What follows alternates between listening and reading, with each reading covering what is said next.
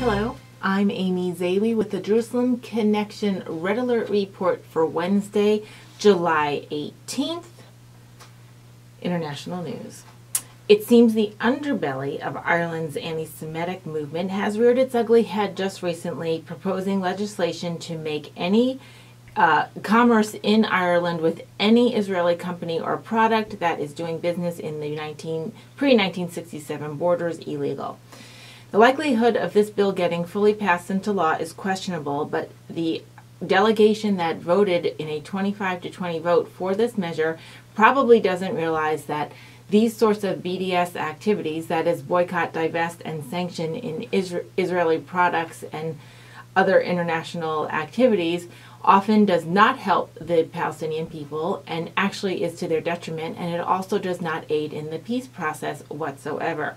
Not only that, the wording in this particular bill would also make American commerce in Ireland, that is, American products that do business with Israel in the areas known as the pre-67 borders, would also be illegal. So the economic hurt might also hit Ireland in its own pocketbook.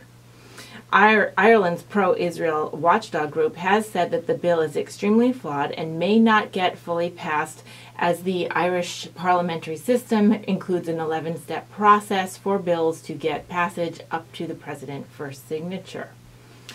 On the opposite end of the spectrum, the state of South Carolina in America was the first state to adopt a uniform definition of anti-Semitism, and this was signed into law on July 6th. However, it is with a one-year provision to open it to redebate next year. Under this particular measure, universities must take the definition into account when reviewing charges of discrimination or bias. Its template is actually based on the State Department's definition of anti-Semitism, which includes anti-Semitic calls for violence against Jews, advancing conspiracy theories about Jewish control, and Holocaust denial.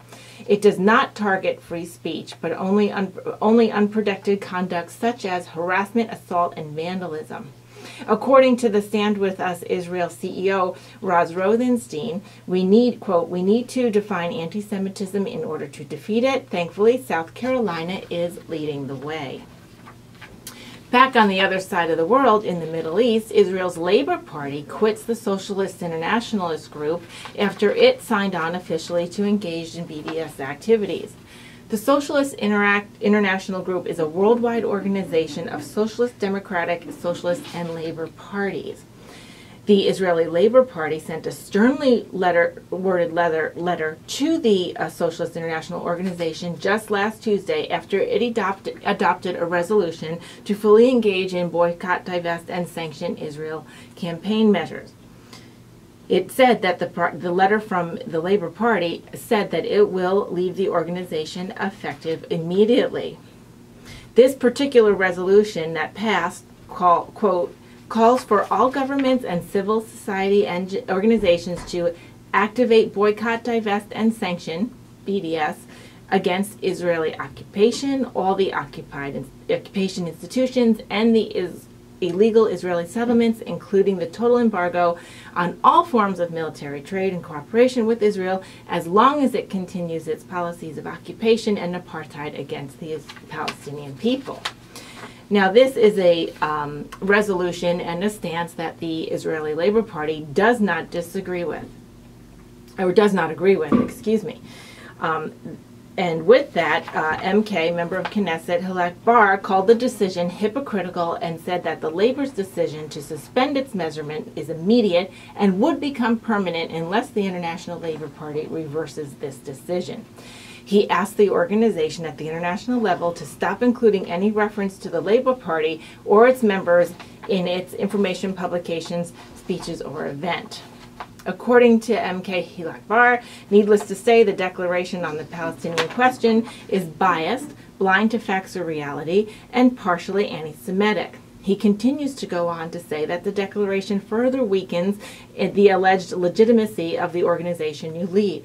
The language and arguments of the declaration makes it clear that until its cancellation, there is no real dialogue to have with you or with your organization on any issue. Barr's party, which is the Labor Party in Israel, heads the Knesset's two-state lobby organization within Israel. He also continued to say that this declaration by the international organization would distance rather than encourage any peace process between Israel and Palestinians. The Socialist International Party, like I said, is a worldwide organization that includes membership from social democratic parties and organizations, socialist groups, and labor parties worldwide. The particular Socialist Democratic organization, known as the Labor Party in Israel, simply could not withstand being a part of this international organization while they publicly declare that they are encouraging all groups to engage in BDS and will engage in that in and of themselves. This is the latest on just a few of the items going on around the world. Shavua Tov, and have a great week.